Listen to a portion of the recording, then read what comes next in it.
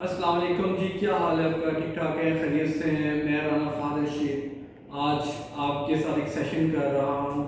आप लोगों ने अक्सर सुना होगा केपीआई। तो बेसिकली आप लोगों को बताना है कि केपीआई क्या होता है और ये किस तरीके से कैलकुलेट किया जाता है। अच्छा, ये केपीआई स्टैंड फॉर की परफॉर्मेंस इंडिकेटर। तो बेसिकली हर डिपार्टमेंट के अलग से केपीआईज होते हैं। कुछ ऑर्गेनाइजेशन लेवल के ऊपर केपीआईज हैं और कुछ डिपार्टमेंट लेवल के ऊपर हैं। तो आज हम जो डिस्कस करेंगे वो हम एचआर के केपीआईज जो है उनको हम डिस्कस करेंगे कि एचआर के केपीआईज क्या होते हैं। तो हम स्टार्ट करते हैं जी। सबसे पहले है इंटरनल प्रमोशन रेट। अच्छा, कुछ कंपनीज हैं वो इसको मॉनिटर कर रही होती हैं, खासकर जो मल्टीनेशनल हैं वो ये देखती हैं कि हमारी जो हायरिंग है उसमें से कितनी परसेंटेज जो है वो इंटरनल हायरिंग की है और कितनी परसेंटेज जो है वो एक्सटर्नल हायरिंग की है। और इसको इसी तरीके से जो है वो इम्पैक्ट देखा जाता है कि हम क्या इंटरनली अपने लोगों को इस तरीके से ट्रेन कर रहे हैं कि अगर कोई भी विद इन ऑर्गेनाइजेशन अपॉर्चुनिटी निकलती है तो उसको अवेल कर सकते हैं या नहीं कर सकते। और उसके बाद जो सेकंड नंबर पे आता है वो है H R to F T E ratio. H R to F T E ratio कहते हैं कि आपके एचआर के जो लोग हैं, आपका जो एचआर का हेड काउंट है और आपका जो टोटल कंपनी का हेड काउंट है उसकी क्या परसेंटेज है। लेट्स सपोज कि आपके पास जो टोटल कंपनी के अंदर स्ट्रेंथ है वो 1000 की है और आपके एचआर के अंदर जो है वो 10 लोग हैं। तो आप इस तरीके से निकालेंगे कि पर एचआर जो है वो कितने लोग जो है वो एक आपके एचआर कितने लोगों को सर्व कर रहा है।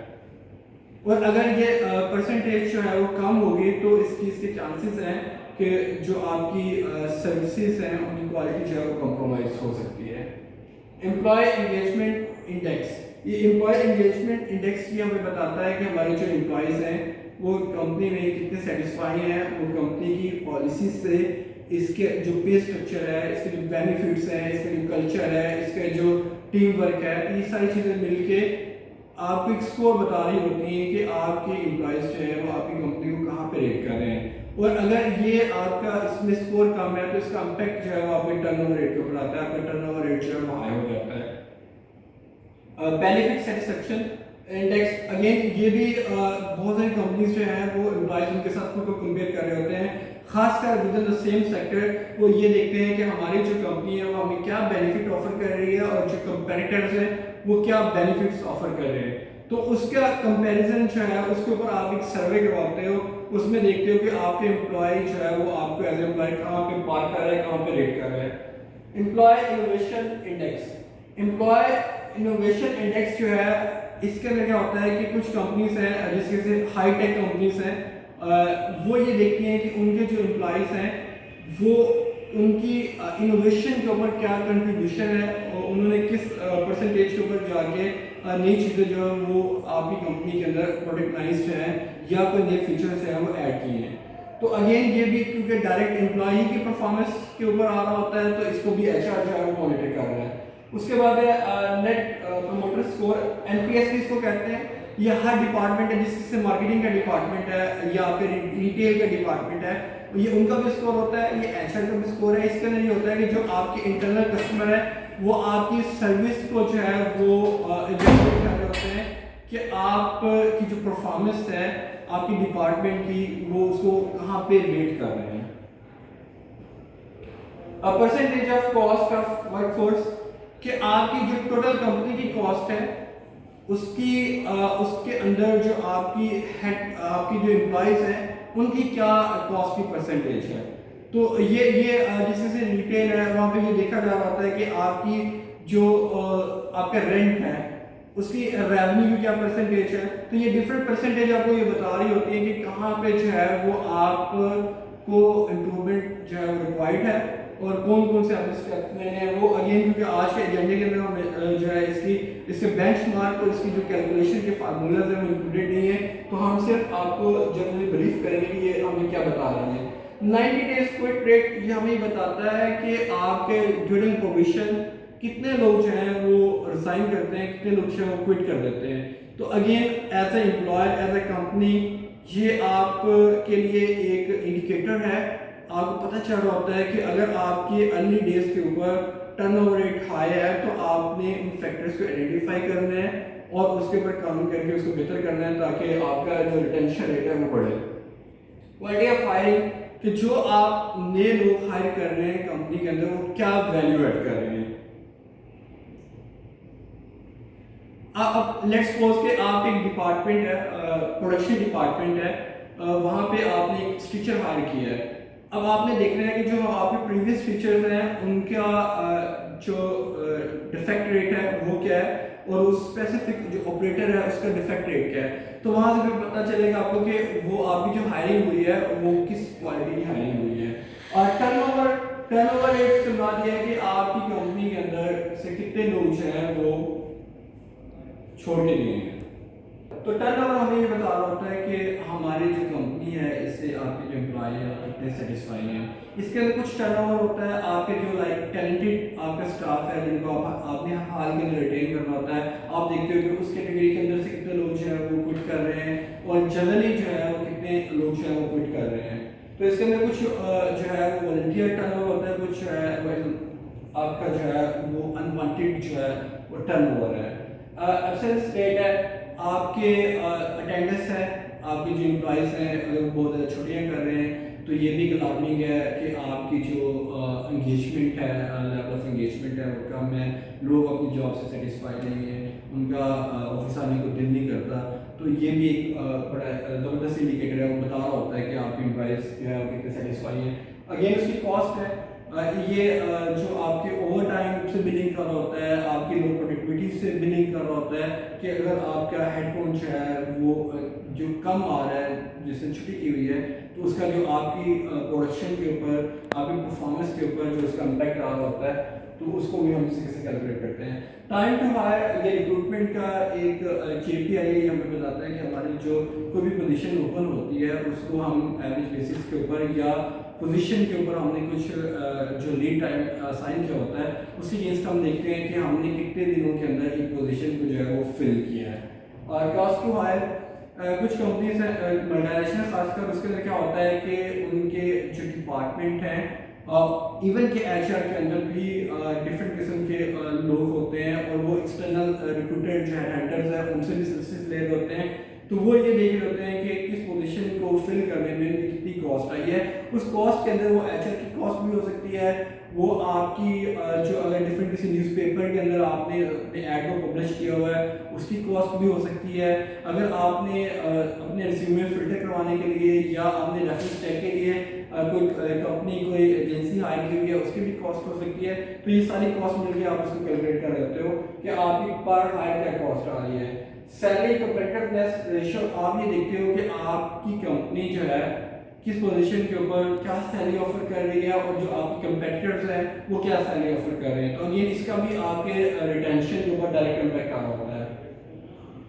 एवरेज एम्प्लॉय टेन्योर कि आपके जो एम्प्लॉयज़ हैं वो आपकी कंपनी में कितने अरसे से हैं।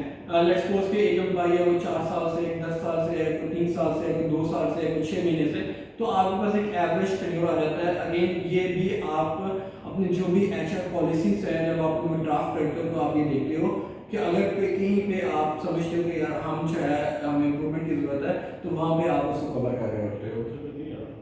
ट्रेनिंग ROI कि आपने जो ट्रेनिंग के ऊपर इन्वेस्ट किया है उसका एक्चुअल जो एम्प्लॉइज है उसकी परफॉर्मेंस के ऊपर क्या इम्पैक्ट आ रहा है उसको कैलकुलेट करते हो। तो ये बेसिकली ट्रेनिंग का एक की इंडिकेटर है, की KPI है।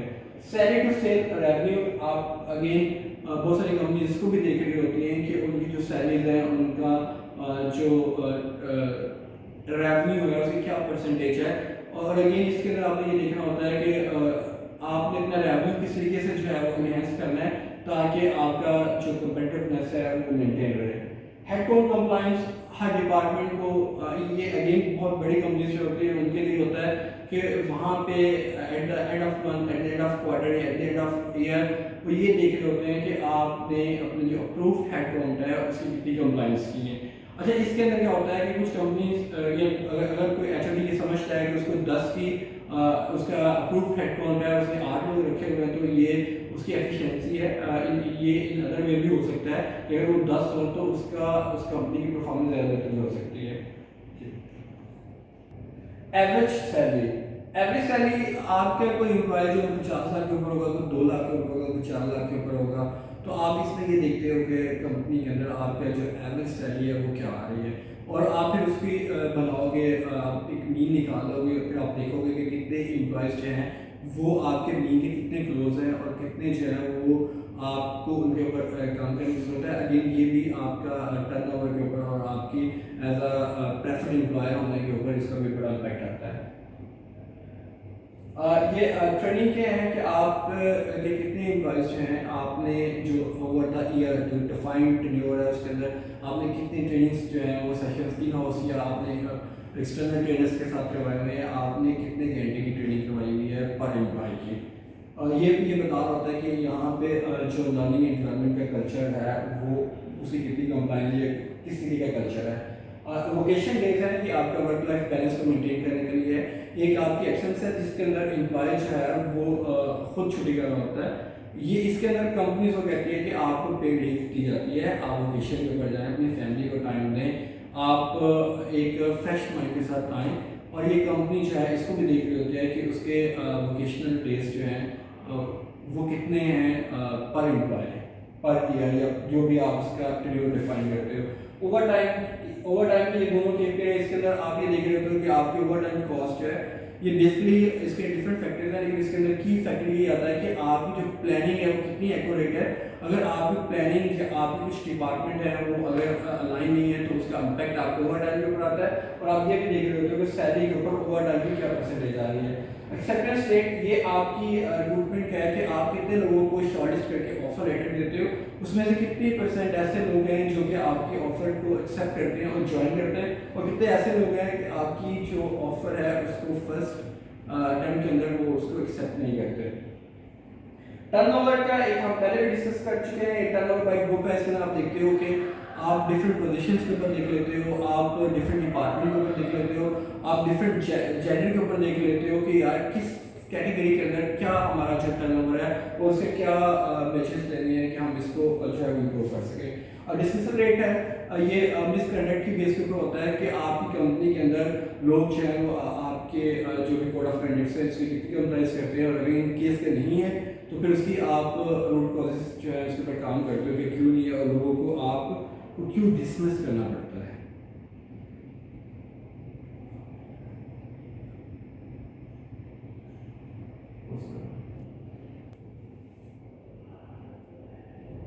और फीमेल टू मेल परसेंटेज कि आपके जो टोटल हेड काउंट है इसमें कितनी फीमेल्स हैं कितने मेल्स हैं, तो ये डाइवर्सिटी जो है उसको कैलकुलेट करने के लिए ये KPI यूज होता है। जेंडर डाइवर्सिटी बाय रोल है कि आपकी जो टॉप टियर है, आपकी जो टॉप मैनेजमेंट है उसमें कितनी फीमेल्स है, और आपकी जो मिडिल टियर है उसके अंदर कितनी फीमेल्स है, जो आपकी लोअर टियर है उसके अंदर कितनी फीमेल्स है। तो ये आप मैनेजमेंट की डिफरेंट टीयर्स के ऊपर भी कर रहे होते हो, डिफरेंट जॉब फैमिली के ऊपर जाके भी इसको आप देख रहे होते हो कि फीमेल की जो है वो क्या परसेंटेज है।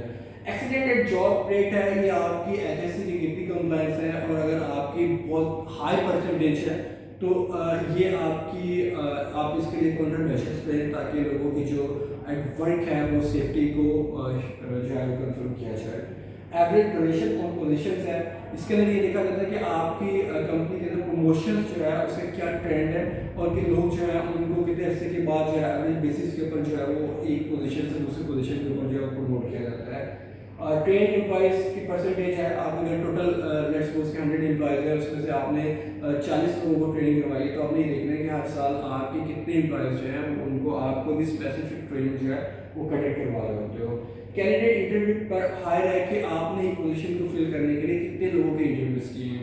लेट्स सपोज कि आप एक पोजीशन के लिए 2 लोगों के इंटरव्यूज करके आपने उस पोजीशन को क्लोज किया है, और एक पोजीशन को आपने 20 लोगों के इंटरव्यूज करके क्लोज किया है, तो आपकी जो रिक्रूटमेंट की टीम है उसकी परफॉर्मेंस यहाँ से जो है वो पता चल होता है कि क्या क्वालिटी ऑफ जो पूल है वो क्रिएट हुआ है कैंडिडेट का। Percentage application to meet given criteria, again यहाँ से आपको पता चल होता है कि आपने जो जॉब के ऐड दिया है वो कितनी एप्लीकेशन जो है रेलिवेंट वो उसने अट्रैक्ट किए हैं, और उसमें से कितनी जो है वो शॉर्टलिस्ट हुई हैं।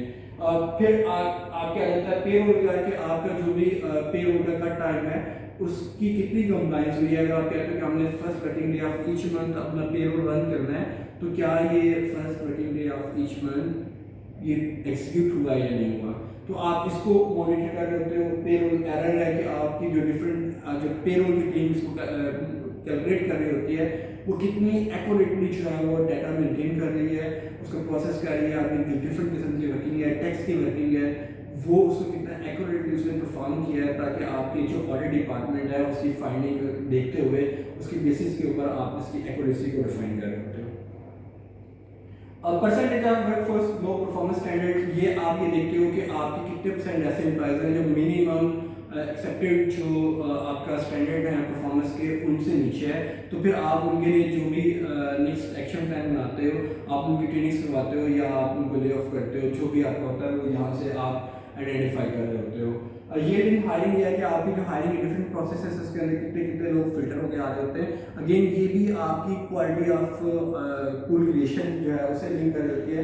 रेट ऑफ इंटरनल रेफरेंस है, कुछ कंपनीज जो है वो एम्प्लॉइज जो कंपनी के एम्प्लॉइज होते हैं उनको इंकरेज करती है कि वो लोगों को रेफर करें, और ताकि जो आपकी रिक्रूटमेंट का टाइम, उसकी कॉस्ट, उसकी जो अच्छी क्वालिटी के कैंडिडेट्स हैं वो जनरेट किए जा सकें। तो ये भी देखा जाता है कि आपकी इंटरनल रेफरल का जो ट्रेंड है वो उसकी क्या परसेंटेज है। सजेशंस पर एम्प्लॉय, कुछ कंपनीज हैं वो ये कहती हैं कि अपने एम्प्लॉयज़ को वो इंकरेज करती हैं कि वो अपने प्रोसेस के ऊपर कंपनी को फीडबैक दें कि कहाँ पे जाके इम्प्रूवमेंट लाई जा सकती है, और उससे कंपनी की जो प्रोसेस ऑप्टिमाइजेशन है या कॉस्ट ऑप्टिमाइजेशन है या डिफरेंट चीज़ें हैं उसको बेहतर किया जा सकता है। तो ये भी एक KPI एचआर का यूज़ होता है। एम्प्लॉय प्रोडक्टिविटी रेट है कि एम्प्लॉय जो है वो कितना प्रोडक्टिव है। तो लेडीज एंड जेंटलमैन, ये एक हमारा छोटा सा रिव्यू था जो कि एचआर के KPIs के ऊपर है। तो हम इंशाल्लाह इन KPIs को फर्दर डिटेल के अंदर डिस्कस करेंगे कि ये किसी किसी कैलकुलेट की जाती हैं और इंडस्ट्री के अंदर इसका क्या बेंचमार्क है। लेट्स सपोज कि अगर आप कहते हो टर्नओवर रेट है, एक कंपनी इसका टर्नओवर रेट 2% है, एक कंपनी इसका टर्नओवर रेट जो है वो 5% है, एक कंपनी इसका टर्नओवर रेट जो है वो 10% है। तो आपने ये देखना है कि एक्चुअली होना क्या चाहिए और क्या है। Thank you so much, stay with us.